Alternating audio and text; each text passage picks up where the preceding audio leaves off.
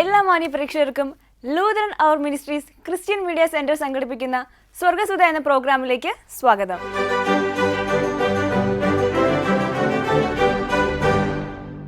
ധ്യാനവചസ്, ദൈവസംഗീതം, സുബിൻസ് counselling talk, കുട്ടിയോളും ഞാനും, ദൈവസന്നിധി തുടങ്ങി 5ഓളം സെഗ്മെന്റുകളാണ് ഈ പ്രോഗ്രാമിൽ അണിനിരക്കുന്നത്.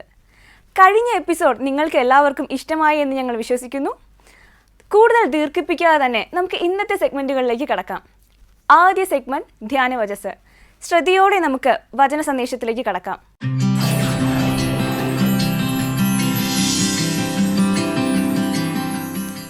ക്രിസ്തുയേശുവിൻ്റെ നാമത്തിലേവർക്കും സ്നേഹവന്ദനം.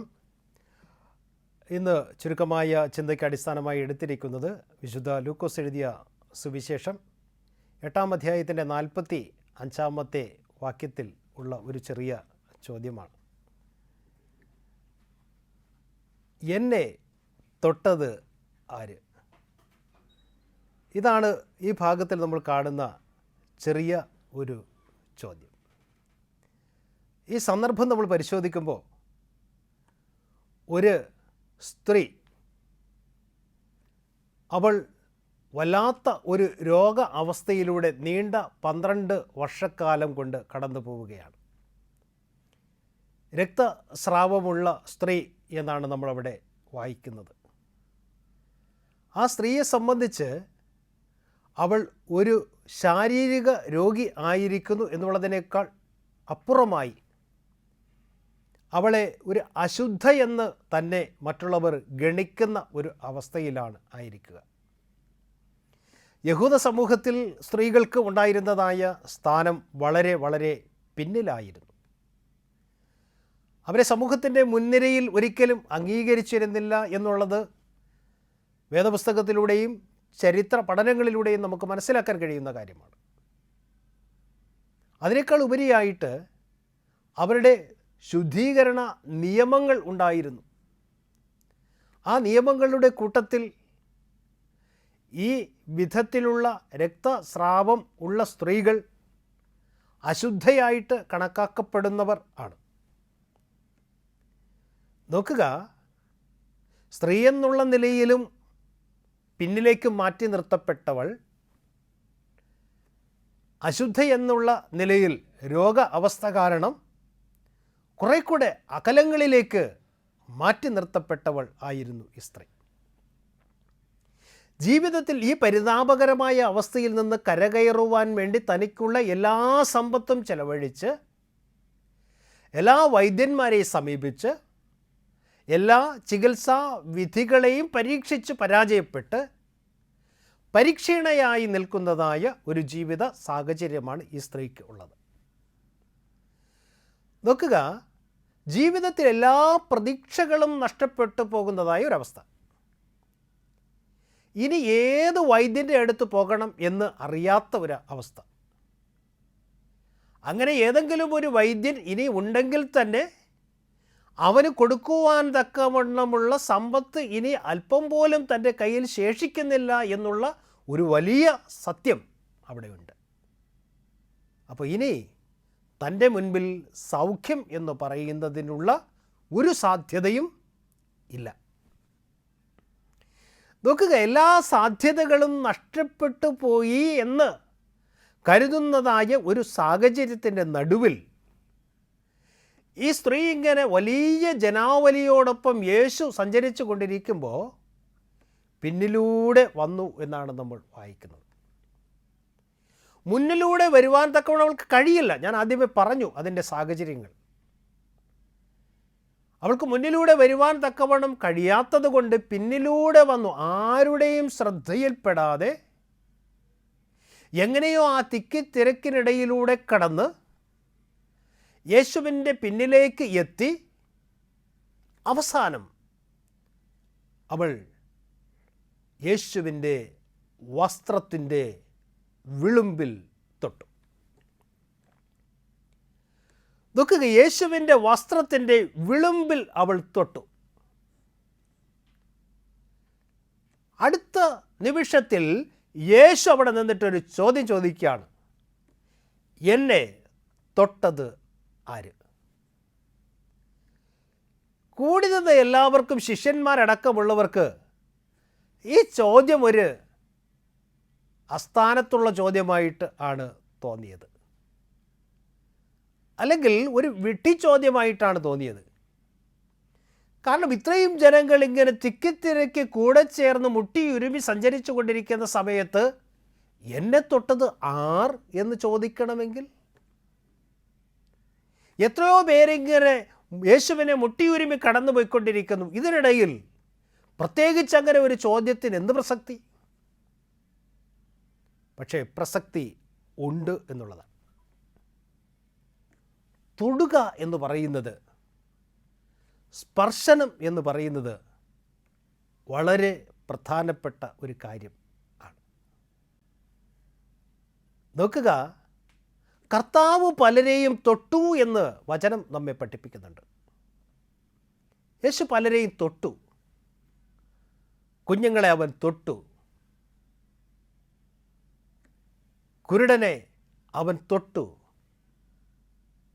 ചെകിടനെ അവൻ തൊട്ടു, അല്ലേ? ഇങ്ങനെ പലരെയും അവൻ തൊട്ടു. അശുദ്ധരെന്ന് കരുതപ്പെട്ടതായ അനേകം പേരെ യേശു തൊട്ടു. യേശുവിൻ്റെ തൊടൽ അല്ലെങ്കിൽ യേശുവിൻ്റെ സ്പർശനം അവരുടെ ജീവിതത്തെ സമ്പൂർണ്ണമായി പരിവർത്തനം ചെയ്തു. അവരുടെ ജീവിതത്തിന് വലിയ മാറ്റങ്ങൾ ഉണ്ടാകുവാൻ, വലിയ സൗഖ്യങ്ങൾ ലഭിക്കുവാൻ, വലിയ അനുഗ്രഹങ്ങൾ ഉണ്ടാകുവാൻ, വലിയ സന്തോഷം അവർക്ക് ലഭിക്കുവാൻ യേശുവിൻ്റെ സ്പർശനം കാരണമായി തീർന്നു. പക്ഷെ ഇവിടെ നേരെ തിരിച്ചാണ്. ഒരാൾ യേശുവിനെ തൊടുന്നു. പക്ഷെ രസകരമായൊരു വസ്തുത എന്താണ്? വാസ്തവത്തിൽ ആ സ്ത്രീ യേശുവിനെ തൊട്ടുവോ? അക്ഷരാർത്ഥത്തിൽ പറഞ്ഞാൽ ഇല്ല എന്നുള്ളതാണ്. അവൾ തൊട്ടത് കേവലം യേശുവിൻ്റെ വസ്ത്രത്തിൻ്റെ വിളിമ്പിൽ മാത്രമാണ്. എന്നിട്ടും എന്തേ യേശു ഇങ്ങനെ ചോദിച്ചു, എന്നെ തൊട്ടത് ആർ എന്ന്? കൃത്യമായി നമ്മൾ പറയുകയാണെങ്കിൽ അവളുടെ വിരൽ നീട്ടി തൊട്ടത് യേശുവിൻ്റെ വസ്ത്രത്തിൻ്റെ വിളിമ്പിലായിരുന്നു എങ്കിലും അവൾ ഹൃദയം കൊണ്ട് തൊട്ടത് യേശുവിൻ്റെ ഹൃദയത്തെ ആയിരുന്നു. അവൾ ഹൃദയം കൊണ്ട് യേശുവിൻ്റെ ഹൃദയത്തെ തൊട്ടു എന്നുള്ളതാണ്. യേശു ചോദിച്ചതിൻ്റെ പൊരുൾ അതാണ്. എത്രയോ പേർ ഇങ്ങനെ ശാരീരികമായി അവനെ മുട്ടി ഉരുമി സഞ്ചരിച്ചു കൊണ്ടിരിക്കുമ്പോഴും യേശു ചോദ്യം ചോദിച്ചതിന് കാരണം അതാണ്. എന്നെ തൊട്ടത് ആർ എന്ന് ചോദിച്ചാൽ എൻ്റെ ഹൃദയത്തെ തൊട്ടത് ആർ? എൻ്റെ മനസ്സിനെ സ്പർശിച്ചത് ആർ? ആ സ്പർശനത്തിൻ്റെ കാരണം അവളുടെ വിശ്വാസം ആയിരുന്നു. വിശ്വാസത്താൽ ഹൃദയം കൊണ്ട് യേശുവിൻ്റെ ഹൃദയത്തെ സ്പർശിക്കുവാൻ കഴിഞ്ഞതായ ആ സ്ത്രീക്ക് ആ നിമിഷത്തിൽ തന്നെ കർത്താവായ യേശു ക്രിസ്തുവിൽ നിന്ന് ശക്തി പുറപ്പെട്ട് സൗഖ്യം ലഭിച്ചു എന്നാണ് നമ്മൾ വായിക്കുന്നത്. പ്രിയമുള്ളവരെ, യേശുവിനോടൊപ്പം എത്ര മുട്ടി ഉരുമി സഞ്ചരിച്ചു കൊണ്ടിരിക്കുന്നു എന്ന് നമ്മൾ വിചാരിച്ചാലും ശരി, യേശുവിന് അതൊരു സ്പർശനമായി പലപ്പോഴും തോന്നാറില്ല. അതേസമയം ഈ ചേർന്ന് നടക്കുന്നവർക്കും അകലെയായി നിന്നുകൊണ്ട് യേശുവിൻ്റെ വസ്ത്രത്തിൻ്റെ വിളിമ്പിൽ സ്പർശിക്കുന്ന ആ സ്ത്രീ വിശ്വാസം കൊണ്ട് കർത്താവിൻ്റെ ഹൃദയത്തെ സ്പർശിക്കുന്നത് പോലെ എനിക്കും നിങ്ങൾക്കും യേശുവിൻ്റെ ഹൃദയത്തെ തൊടുവാൻ കഴിയണം എന്നുള്ളതാണ്. ആവശ്യമായിരിക്കുന്നത് ഒന്ന് മാത്രമേ ഉള്ളൂ, വിശ്വാസം എന്നുള്ളതാണ്. ആ സ്ത്രീക്ക് തന്നിൽ നിന്ന് ശക്തി പുറപ്പെട്ട് സൗഖ്യം ലഭിച്ചതിന് ശേഷം യേശു ഈ ചോദ്യം ചോദിക്കുമ്പോൾ ആ സ്ത്രീ വളരെ ഭയപ്പെട്ട് വിറച്ച് യേശുവിൻ്റെ മുൻപിൽ വന്ന് നിൽക്കുമ്പോൾ യേശു പറയുന്നത് എന്താണ്? സ്ത്രീയെ, നിൻ്റെ വിശ്വാസം നിന്നെ രക്ഷിച്ചിരിക്കുന്നു. നിൻ്റെ ഈ രോഗബാധയൊഴിഞ്ഞ് നീ സ്വസ്ഥമായി ജീവിതം മുൻപോട്ട് കൊണ്ടുപോവുക എന്നുള്ളതാണ്. നോക്കുക, നമ്മളൊക്കെ ഇന്ന് യേശു കർത്താവിനോട് ചേർന്ന് സഞ്ചരിക്കുന്നുണ്ട്. പക്ഷേ വാസ്തവത്തിൽ നമ്മൾ വിശ്വാസത്തിൻ്റെ നിറവോടെ ക്രിസ്തു ഹൃദയത്തെ സ്പർശിക്കുന്നവരാണ്. എൻ്റെയും നിങ്ങളുടെയും ഒരു സ്പർശനം യേശുവിന് അനുഭവവേദ്യമാകുന്ന വിധത്തിലുള്ള ഒരു വിശ്വാസത്തിൽ നിന്നുള്ള സമീപനം എനിക്കും നിങ്ങൾക്കും യേശു ക്രിസ്തുവിനോട് ഉണ്ടോ? കൂട്ടത്തിൽ കൂടി സഞ്ചരിക്കുന്നവരായിട്ട് അല്ല, വ്യക്തമായ രീതിയിൽ ക്രിസ്തു ഹൃദയത്തിലേക്ക് കടന്നു ചെല്ലുന്നവരായി മാറുവാൻ നമുക്ക് കഴിയണം. അന്നുവരെ പിന്നിലേക്ക് മാറ്റി നിർത്തപ്പെട്ടവളായ സ്ത്രീ, എല്ലാം നഷ്ടപ്പെട്ടവളായ സ്ത്രീ, എല്ലാ തകർച്ചകളും അനുഭവിച്ചവളായ സ്ത്രീ, സാധ്യതകളെല്ലാം നഷ്ടപ്പെട്ടിട്ട് പരാജിതയായിത്തീർന്നവളായ സ്ത്രീ, അശുദ്ധയെന്നെണ്ണപ്പെട്ട സ്ത്രീ, അവളിപ്പോൾ ജീവിതത്തിൻ്റെ നന്മകളിലേക്ക്, അനുഗ്രഹങ്ങളിലേക്ക്, സന്തോഷത്തിൻ്റെ നിറവിലേക്ക് കടന്നു വരുന്നത് പോലെ ക്രിസ്തു ഹൃദയത്തെ സ്പർശിക്കുന്ന വിശ്വാസത്തിൻ്റെ നല്ല അനുഭവം നമ്മളിലുമുണ്ടെങ്കിൽ നമുക്കും ജീവിതത്തിൻ്റെ മഹത്തായ അനുഗ്രഹീതമായ മേഖലകളെ സ്വന്തമാക്കുവാൻ സാധിക്കും. സൗഖ്യവും സമാധാനവും അനുഗ്രഹങ്ങളും സന്തോഷവും നമുക്ക് സ്വന്തമായിത്തീരും. നമുക്കതിനായി കർത്താവിൽ ആശ്രയിക്കാം. കർത്താവിൻ്റെ സന്നിധിയിൽ നമ്മെ തന്നെ സമർപ്പിച്ചുകൊണ്ട് വിശ്വാസത്താൽ ക്രിസ്തുവിനെ സ്പർശിക്കുന്നവരായി മാറാം. ദൈവം തന്നെ പരിശുദ്ധാത്മാവിനാൽ നമ്മെ ഇതിനായി സഹായിക്കുകയും ഒരുക്കുകയും ചെയ്യുമാറാകട്ടെ. ആമേൻ.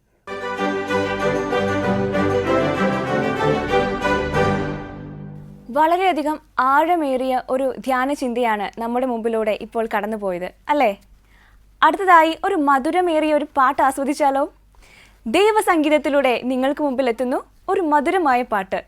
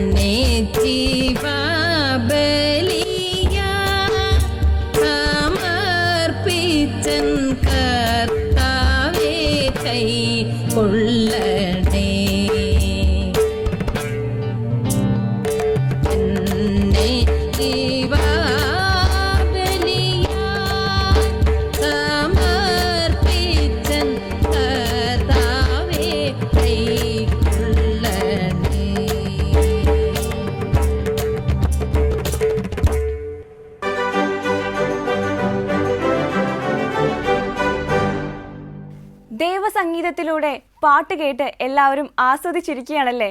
എന്നാൽ അടുത്ത സെഗ്മെന്റ് വളരെ ശ്രദ്ധയോടെ നാം വീക്ഷിക്കേണ്ട ഒന്നാണ്. താങ്ങുന്ന തകരുന്ന മനസ്സിനെ കൈക്ക് പിടിച്ചുയർത്തുവാൻ കൗൺസിലിങ്ങിന് കൊണ്ട് സാധിക്കും. അതെ, അടുത്തതായി വരുന്നു സുബിൻസ് കൗൺസിലിംഗ് ടോക്ക്.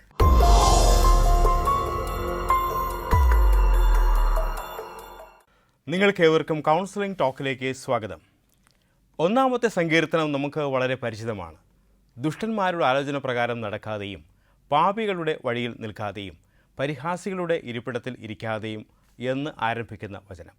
നമുക്കറിയാം, ചില ആൾക്കാരുടെ സാന്നിധ്യം നമ്മുടെ ജീവിതത്തിൽ മാറ്റമുണ്ടാക്കും. അതുകൊണ്ട് ചില ആൾക്കാരെ അവഗണിക്കുന്നത് ഏറ്റവും നല്ലതാണ്. അവരോടൊപ്പം നടക്കാതെ, അവരോടൊപ്പം ഇരിക്കാതെ, അവരോടൊപ്പം സഹവാസം കൂടാതെ ഇരിക്കുന്നത് ഏറ്റവും നല്ലതാണ്. അതിനെക്കുറിച്ചുള്ള ചില കാര്യങ്ങളാണ് ഇന്നത്തെ കൗൺസിലിംഗ് ടോക്കിൽ നമ്മൾ കേൾക്കുവാനായി പോവുക. ഒന്നാമത് നാം ഒഴിവാക്കേണ്ടുന്ന ആൾക്കാരെന്ന് പറയുന്നത് ജീവിതത്തിൽ ഒരുപാട് നെഗറ്റീവ് പറയുന്ന ആൾക്കാരാണ്. എന്തിനും ഏതിനും നെഗറ്റീവായി സംസാരിക്കുന്ന, എന്തിനേയും ഏതിനേയും നെഗറ്റീവായി കാണുന്ന ആളുകളെ നമ്മൾ നമ്മുടെ ജീവിതത്തിൽ നിന്ന് പരിപൂർണമായി ഒഴിവാക്കേണ്ടുന്നത് ഏറ്റവും അത്യാവശ്യമാണ്. രണ്ടാമത്തെ വിഭാഗം എന്ന് പറയുന്നത് വിമർശകരാണ്. എന്തിനേയും ഏതിനേയും വിമർശിക്കും. അവർക്ക് നല്ലത് ഒന്നും കാണുവാൻ സാധിക്കില്ല. പ്രത്യുൽപ്പന്ന മതിത്വം എന്ന് പറയുന്ന, അല്ലെങ്കിൽ നല്ല രീതിയിലുള്ള വിമർശനം നമുക്ക് തീർച്ചയായും സ്വീകരിക്കാൻ സാധിക്കും. ചിലർക്ക് പെട്ടെന്ന് വിമർശനം പറയാനായിട്ട് തോന്നും, നല്ല വിമർശനങ്ങളായിരിക്കും, അതൊക്കെ നമുക്ക് സ്വീകരിക്കാൻ സാധിക്കും. എന്നാൽ നശിപ്പിക്കണം, ഇല്ലാതാക്കണം എന്ന ചിന്തയോടുകൂടിയുള്ള വിമർശനം, അങ്ങനെ വിമർശിക്കുന്ന ആളുകളെ ജീവിതത്തിൽ നിന്ന് ഒഴിവാക്കേണ്ടുന്നത് ഏറ്റവും ആവശ്യമാണ്. അടുത്ത് പറയേണ്ടുന്ന ആൾക്കാരെന്ന് പറയുന്നത് സമയം പാഴാക്കുന്ന ആളുകളാണ്. നമ്മുടെ ജീവിതത്തിൽ മെനക്കെടുത്തുന്ന എന്ന് നമ്മൾ സാധാരണ രീതിയിൽ, നമ്മുടെ സാധാരണ ഭാഷയിൽ, സാമാന്യ ഭാഷയിൽ പറയുന്ന മെനക്കെടുത്തുന്ന അല്ലെങ്കിൽ സമയം പാഴാക്കുന്നവരെ നമ്മുടെ ജീവിതത്തിൽ തീർച്ചയായും നമ്മൾ ഒഴിവാക്കുക തന്നെ വേണം. നാലാമത്തെ വിഭാഗം എന്ന് പറയുന്നത് അസൂയാലുക്കളായിട്ടുള്ള ആളുകളാണ്. ആരോടും എന്തിനോടും അസൂയ, ആരുടെയും വളർച്ച അവർക്ക് കാണുവാൻ സാധിക്കില്ല, ആരുടെയും വളർച്ച അവർക്ക് ഇഷ്ടപ്പെടില്ല. അങ്ങനെയുള്ള ആൾക്കാരും ഈ ദുഷ്ടന്മാർ എന്ന് പറയുന്ന, ശരിക്കും ദുഷ്ടന്മാരെന്ന് പറയുന്ന വേദപുസ്തകത്തിലെ ചിന്ത വളരെ രസകരമാണ്. അത് അൺഗോഡ്ലി എന്നാണ് ആംഗലേയത്തിൽ എന്ന് പറയുക. ദൈവഭയം ഇല്ലാത്ത മനുഷ്യർ, ഇങ്ങനെയുള്ള മനുഷ്യർ അങ്ങനെയുള്ള മനുഷ്യരായിരിക്കും. അവരുടെ സഹവാസത്തിൽ നിന്ന് നമ്മൾ പരിപൂർണമായി മാറി നിൽക്കുക. അടുത്ത വിഭാഗം എന്ന് പറയുന്നത് വ്യക്തിമായി അഭിനയിക്കുന്ന ആളുകൾ. ഇങ്ങനെയുള്ള ആളുകൾ എങ്ങനെയുള്ള ആളുകളാണെന്ന് പറഞ്ഞാൽ അവർ എപ്പോഴും കുറ്റവും കുറവും പറഞ്ഞുകൊണ്ടിരിക്കും. എന്താണ് കുറ്റം പറയുന്നത്? എൻ്റെ ജീവിതത്തിൽ എപ്പോഴും പരാജയങ്ങളാണ്, എൻ്റെ ജീവിതത്തിൽ എപ്പോഴും കുഴപ്പമാണ്, എൻ്റെ ജീവിതത്തിൽ നല്ലതൊന്നും നടക്കില്ല എന്ന് എപ്പോഴും ജീവിതത്തെക്കുറിച്ച് ചിന്തിക്കുന്ന, വ്യക്തിമായി അഭിനയിക്കുന്ന ആളുകൾ, ഇരകളായിട്ട് അഭിനയിക്കുന്ന ആളുകൾ. പക്ഷേ ചില മനുഷ്യരുണ്ട്, അവരുടെ ജീവിതത്തിൽ ശരിക്കും ദുർഘടങ്ങളുണ്ടായിരിക്കും, പ്രശ്നങ്ങളുണ്ടായിരിക്കും, പ്രയാസങ്ങളുണ്ടായിരിക്കും, ബുദ്ധിമുട്ടുകളുണ്ടായിരിക്കും, ജീവിതത്തിൽ രോഗങ്ങളും ദുരിതങ്ങളും വിട്ടൊഴിയാതെ പിന്തുടരുന്നവരുണ്ടായിരിക്കും. അങ്ങനെയുള്ള ആളുകളെ നമ്മൾ തീർച്ചയായിട്ടും ചേർത്ത് പിടിക്കണം. പക്ഷേ വ്യക്തിമായി അഭിനയിക്കുന്ന ആളുകളെ തീർച്ചയായിട്ടും നമ്മൾ ഒഴിവാക്കുക തന്നെ വേണം. അടുത്ത വിഭാഗം എന്ന് പറയുന്നത് നമ്മെ പരിഗണിക്കാത്ത ആളുകളാണ്. നമ്മെ വേണ്ടാത്തവർ നമുക്കും വേണ്ട എന്നതാണ് അതിൻ്റെ ശരിയായ രീതി. എന്തിനാണ് അങ്ങനെ പറയുന്നത്? സാധാരണയായിട്ട് നമ്മളെ ചേർത്ത് പിടിക്കാത്ത, നമ്മളോട് കൂടി ആയിരിക്കാത്ത ആളുകളെ വിട്ടുകളയണമെന്ന് പറയുന്നതിന് കാരണം എന്ന് പറഞ്ഞാൽ, നമ്മൾ അവരോട് പോകും തോറും അവർ നമുക്ക് കൂടുതൽ വേദനയും പ്രയാസവും സമാധാനക്കേടുകളും ഉണ്ടാക്കിക്കൊണ്ടിരിക്കും. അവർ ഒരിക്കലും നമ്മളെ പരിഗണിക്കില്ല. അങ്ങനെയുള്ള ആളുകളെ നമ്മുടെ ജീവിതത്തിൽ നിന്ന് ഒഴിവാക്കുക. അടുത്ത വിഭാഗം എന്ന് പറയുന്നത് ജീവിതത്തിൽ സ്വയകേന്ദ്രീകൃതമായിട്ടുള്ള, സെൽഫ് സെൻട്രിക് എന്ന് പറയും. അവരുടെ ശ്രദ്ധാ കേന്ദ്രം എല്ലാം അവർ തന്നെയാണ്. മറ്റുള്ള ആളുകൾ ഒന്നും അവരുടെ കണ്ണിന്, അവരുടെ കാഴ്ചയ്ക്ക് വിഷയീഭവിക്കില്ല. അങ്ങനെയുള്ള ആളുകളെ നമ്മൾ നമ്മുടെ ജീവിതത്തിൽ നിന്ന് മാറ്റി നിർത്തേണ്ടത് ആവശ്യമാണ്. കാരണം അവരെ തന്നെ നോക്കിക്കൊണ്ടിരിക്കുമ്പോൾ നമ്മെ കാണാൻ മനസ്സില്ല, നമ്മെ കാണാൻ സമയമില്ല. അങ്ങനെയുള്ള ആളുകളോട് സഹവാസം നമുക്ക് ആവശ്യവുമില്ല. ഏറ്റവും അവസാനത്തെ വിഭാഗം എന്ന് പറയുന്നത് നിങ്ങളെ നിരന്തരം നിരാശരാക്കുന്ന മനുഷ്യർ. നിങ്ങളുടെ ജീവിതത്തിൽ നിരാശയുണ്ടാക്കുന്ന, ഏത് കാര്യത്തിലും തടസ്സമുണ്ടാക്കുന്ന, നിരാശയുടെ വാക്കുകൾ പറയുന്ന മനുഷ്യരെ നമ്മുടെ ജീവിതത്തിൽ നിന്ന് ഒഴിവാക്കേണ്ടുന്നത് ആവശ്യമാണ്. ഒന്നാമത്തെ സങ്കീർത്തനം പറയുന്നത് വെറുതെയല്ല, അതിനൊരർത്ഥമുണ്ട്, ചിന്തയുണ്ട്. ഈ കൗൺസിലിംഗ് ടോക്ക് ഇഷ്ടമായെങ്കിൽ നിങ്ങൾ ഞങ്ങൾക്ക് എഴുതുക. വീണ്ടും മറ്റൊരു നല്ല വിഷയവുമായി നമുക്ക് വീണ്ടും കാണാം. Thank you.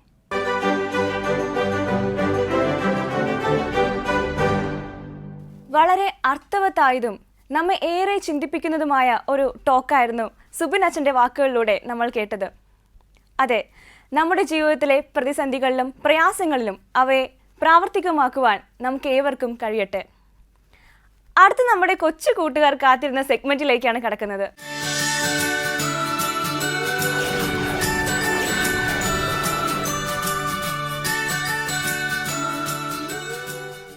ഹലോ കൂട്ടുകാരെ, ഹായ്.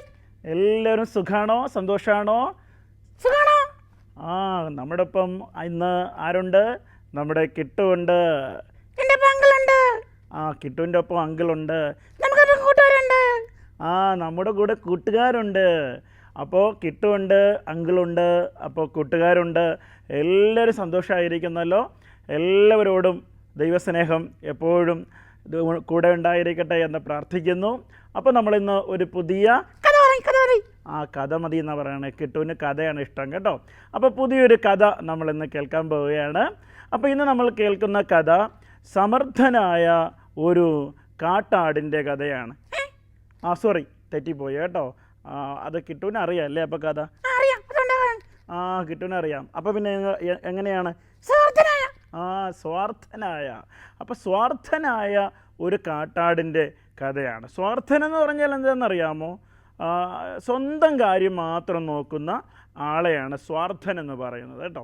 സ്വന്തം കാര്യം മാത്രം. അവന് പിന്നെ തൻ്റെ വിശപ്പ് നോക്കുക, തൻ്റെ വസ്ത്രം നോക്കുക, തൻ്റെ ഇഷ്ടങ്ങൾ നോക്കുക, മറ്റുള്ളവരുടെ കാര്യങ്ങളൊന്നും അറിയേണ്ട ആവശ്യമില്ല.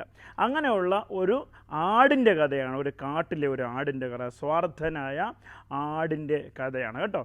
അപ്പോൾ ഒരു സ്വാർത്ഥനായ ഒരു കാട്ടാട് ഇങ്ങനെ നല്ല പുല്ല് മേഞ്ഞ് നിൽക്കുകയായിരുന്നു. എന്നിട്ട് പറയാം. അപ്പോൾ പുല്ല് മേഞ്ഞ് നിൽക്കുമ്പോഴുണ്ടല്ലോ ഒരു വേടൻ അതുവഴി വന്നു. വേടനെന്ന് പറഞ്ഞാൽ പിന്നെ ഈ പിന്നെ മൃഗങ്ങളെയൊക്കെ വേട്ടയാടി പിടിക്കുന്ന ആളിനെയാണ് വേടനെന്ന് പറയുന്നത്. എങ്ങനെയാണ് വേട്ടയാടുന്നതെന്ന് കിട്ടുവാനറിയില്ല. അവരുടെ കയ്യിൽ ഒരുപക്ഷെ തോക്കുണ്ടാവും, അത് വെച്ച് വെടിവെച്ച് വീഴ്ത്തും. അല്ലെങ്കിൽ അവരുടെ കയ്യിൽ അമ്പും വില്ലും ഉണ്ടാവും, അത് വെച്ച് അവർ അമ്പ് ചെയ്ത് വീഴ്ത്തും. അങ്ങനെ വേട്ടയാടുന്നവരെയാണ്, മൃഗങ്ങളെ വേട്ടയാടുന്നവരെയാണ് വേടനെന്ന് പറയുന്നത് കേട്ടോ. അപ്പോൾ അങ്ങനെയുള്ള ഒരു വേടൻ ഇങ്ങനെ അതുവഴി വന്നു. അപ്പോൾ ആ മനുഷ്യൻ എന്തെന്നറിയാമോ? ഈ കാട്ടാടിനെ കണ്ടു. അപ്പോൾ കാട്ടാടിനെ എന്ത് ചെയ്യും? പിടിക്കും, വേട്ടയാടി പിടിക്കും. അപ്പോൾ അദ്ദേഹം തൻ്റെ കയ്യിലുള്ള അമ്പും വില്ലും എടുത്ത് ഉന്നം വെച്ച് ഈ കാട്ടാടിനെ പിടിക്കാനായിട്ട് ഇങ്ങനെ ശ്രമിച്ചു. അപ്പോൾ എന്തോ ഭാഗ്യത്തിന് ഈ കാട്ടാട് ഈ മനുഷ്യനെ കണ്ടു. കാട്ടാട് എന്ത് ചെയ്യുന്നറിയാമോ? വേഗത്തിൽ ഓടി. അപ്പോൾ മനുഷ്യൻ എന്ത് ചെയ്യുന്നറിയാമോ? ഈ മനുഷ്യൻ ആ ആടിൻ്റെ പിന്നാലെ ഓടി. ഈ ആട് ഓടി ഓടി ഓടി ചെന്ന് ഒരു വള്ളിപ്പടർപ്പിനുള്ളിലേക്ക് കയറി കേട്ടോ. വള്ളികളൊക്കെ ഇങ്ങനെ പടർന്നിങ്ങനെ നിൽക്കുന്നുണ്ട്. അപ്പോൾ അതിൻ്റെ ഇലയും ആ വള്ളികളും കൊണ്ട് ഒരു ഇരുട്ട് പിടിച്ച ഒരു സ്ഥലം, അതിൻ്റെ ഉള്ളിലേക്ക് ഈ ആട് കയറിപ്പോയി. എന്നിട്ട് പറയാം. അപ്പോൾ എന്ത് ചെയ്തു? പിന്നെ വേടൻ പുറകെ ഓടി വന്നപ്പോൾ ഈ വള്ളിപ്പടർപ്പിൻ്റെ ഉള്ളിൽ നിൽക്കുന്ന ആടിനെ അദ്ദേഹത്തിന് കാണാൻ കഴിഞ്ഞില്ല. കുറേ സമയം അദ്ദേഹം അവിടെയൊക്കെ നോക്കിയിട്ട് കുറേ കൂടെ മുമ്പോട്ട് അങ്ങ് പോയി കഴിഞ്ഞപ്പോൾ ഈ ആട് എന്ത് ചെയ്യുന്നറിയാമോ? ഈ വള്ളിപ്പടർപ്പിനെ തിന്നാൻ തുടങ്ങി. അപ്പോൾ വള്ളിപ്പടർപ്പ് പറഞ്ഞു, ഞാനല്ലേ നിന്നെ രക്ഷിച്ചത്, നിനക്ക് എന്നെ തിന്നാതിരുന്നൂടെ എന്ന് ചോദിച്ചു. അപ്പോൾ അതൊരു ശരിയായ കാര്യമല്ലേ കിട്ടുപോയി? ശരിയാണ്, വള്ളിപ്പടർപ്പല്ലേ രക്ഷിച്ചത്, അപ്പോൾ വള്ളിപ്പടർപ്പിനെ അത് നശിപ്പിക്കാതിരിക്കാമായിരുന്നു. അപ്പോൾ ഈ ആട് എന്ത് പറഞ്ഞെന്നറിയാമോ? പറയാം. ആട് പറഞ്ഞു, പിന്നെ എനിക്കിപ്പോൾ എൻ്റെ വിശപ്പാണ് വലുത്, ആ വിശപ്പ് എനിക്ക് മാറ്റണം. നീ എന്നെ രക്ഷിച്ചതൊക്കെ ശരി തന്നെയാണ്, എനിക്ക് പിന്നെ ഇനി കൂടുതലൊന്നും എനിക്ക് പറയാനില്ല, എനിക്ക് എൻ്റെ വിശപ്പ് മാറ്റണം എന്ന് പറഞ്ഞു ആട് എന്ത് ചെയ്യുന്നറിയാമോ? ഈ വള്ളിപ്പടർപ്പ് തിന്നാൻ തുടങ്ങി. അങ്ങനെ കുറേ കഴിഞ്ഞപ്പോൾ ഈ മുമ്പോട്ട് ഓടിപ്പോയ പിന്നെ വേടനുണ്ടല്ലോ, അദ്ദേഹം കുറേ കഴിഞ്ഞ് തിരികെ വന്ന് നോക്കുമ്പോഴത്തേക്കും വള്ളിപ്പടർപ്പിനുള്ളിൽ ഒരു അനക്കം. അദ്ദേഹം സൂക്ഷിച്ച് നോക്കിയപ്പോൾ എന്ത് കണ്ടു? ആടവിടെ നിൽക്കുന്നു. കാരണം എന്താ? ആടെന്ത് ചെയ്യുന്നറിയാമോ? ഈ വള്ളിപ്പടർപ്പെല്ലാം തിന്നതുകൊണ്ടാണ് ആടിനെ ഈ വേടനെ കാണാൻ കഴിഞ്ഞത്. അങ്ങനെ തന്നെ വേണമെന്നാ കിട്ടു പറയുന്നത് അല്ലേ? അപ്പോൾ പിന്നെ ഈ വള്ളിപ്പടർപ്പെല്ലാം തിന്നു കഴിഞ്ഞപ്പോൾ ആടിനെ കാണാൻ കഴിഞ്ഞു. ആടിനെ കാണാൻ കഴിഞ്ഞതുകൊണ്ട് ആ വേടൻ എന്ത് ചെയ്യുന്നറിയാമോ? അമ്പെടുത്ത് വില്ലിൽ വെച്ച് പിന്നെ അമ്പ് ചെയ്ത് ഈ ആടിനെ കൊന്ന് പിടിച്ചു കൊണ്ടുപോയി. പ്രിയപ്പെട്ടവരെ, ഈ കഥ നമ്മളെ പഠിപ്പിക്കുന്ന ഒരു കാര്യമുണ്ട്. എന്താണെന്നറിയാമോ? നമുക്ക് സഹായം ചെയ്യുന്നവരെ, നമുക്ക് ഉപകാരം ചെയ്യുന്നവരെ നമ്മൾ ഒരിക്കലും മറക്കരുതെന്നുള്ളതാണ് അല്ലേ? അവരെ മറക്കാൻ പാടില്ല. അവർക്ക് നന്മ ചെയ്യാനായിട്ട് നമുക്ക് കഴിയണം. നമ്മൾ ബൈബിൾ പഠിക്കുമ്പോൾ യേശുപ്പച്ചനുണ്ടല്ലോ, യേശുപ്പച്ചൻ പഠിപ്പിക്കുന്നത് നന്മ ചെയ്തവർക്ക് മാത്രമല്ല, നമ്മളോട് തിന്മ ചെയ്യുന്നവരെ പോലും നമ്മൾ ക്ഷമിക്കണം എന്നുള്ളതാണ്. അതെങ്ങനെ സാധിക്കും? അത് കഴിയണം. നമ്മളെ ഉപദ്രവിക്കുന്നവർക്ക് വേണ്ടി പോലും പ്രാർത്ഥിക്കണം. അവരെ നമുക്ക് സഹായിക്കാൻ കഴിയണം. അവരുടെ മനസ്സിൽ അതൊരു നോവുണ്ടാക്കും. പിന്നീട് ഒരിക്കലും അവർ നമ്മളെ ഉപദ്രവിക്കാതിരിക്കാൻ ശ്രമിക്കുകയും ചെയ്യുമെന്നുള്ളതാണ്. അപ്പോൾ കഥ ഇഷ്ടമായല്ലോ? അപ്പോൾ നമ്മൾ ചോദ്യത്തിലേക്ക് കടക്കുന്നു. യേശുപ്പച്ചൻ ക്രൂശിൽ കിടന്നുകൊണ്ട് തന്നെ ഉപദ്രവിച്ചവർക്ക് വേണ്ടി ഒരു പ്രാർത്ഥന നടത്തി. ആ പ്രാർത്ഥന ഏതാണെന്ന് കണ്ടെത്തുക, പറയുക. നിങ്ങൾക്ക് സമ്മാനം ഉണ്ടാകും. അപ്പോൾ നമ്മൾ വീണ്ടും കാണും. അതുവരെ ടാറ്റാ. ടാറ്റാ.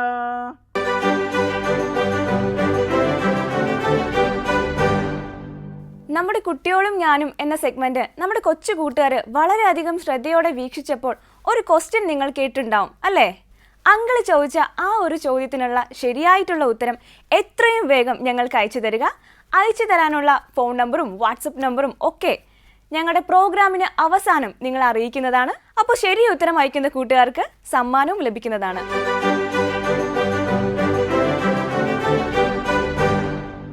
നമ്മുടെ പ്രോഗ്രാമിൻ്റെ അവസാന ഘട്ടത്തിലേക്ക് നമ്മൾ കടക്കുകയാണ്. ദൈവസന്നിധി, നമുക്ക് എല്ലാവർക്കും പ്രാർത്ഥനയിലേക്ക് ഒരുങ്ങാം.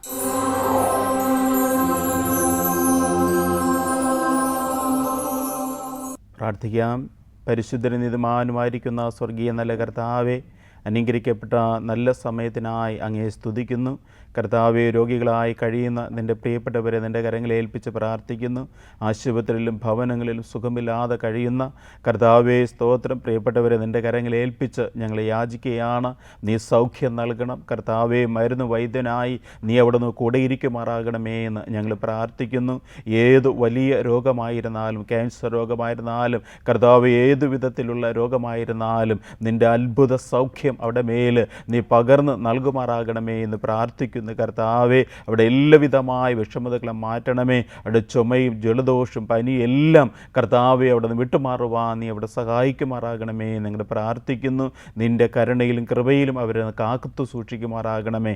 നിൻ്റെ പക്കൽ വന്നവരാരെയും അങ്ങ് കർത്താവെ വെറുതെ വിടാതെ അങ്ങയുടെ അനുഗ്രഹത്താൽ അവിടെ നിറയ്ക്കുമാറാകണമേ എന്ന് ഞങ്ങൾ പ്രാർത്ഥിക്കുന്നു. യേശു ക്രിസ്തു മൂലം ഞങ്ങൾ യാചിക്കുന്നു. കേൾക്കണമേ സ്വർഗീയ നല്ല കർത്താവേ. ആമേൻ. ഇന്നത്തെ പ്രോഗ്രാം നിങ്ങൾക്ക് എല്ലാവർക്കും ഇഷ്ടമായി എന്ന് ഞങ്ങൾ വിശ്വസിക്കുന്നു. ഇത്രയും നേരം ഞങ്ങളോടൊപ്പം കൂടെയുണ്ടായിരുന്ന എല്ലാ പ്രേക്ഷകർക്കും നന്ദി അറിയിക്കുന്നു.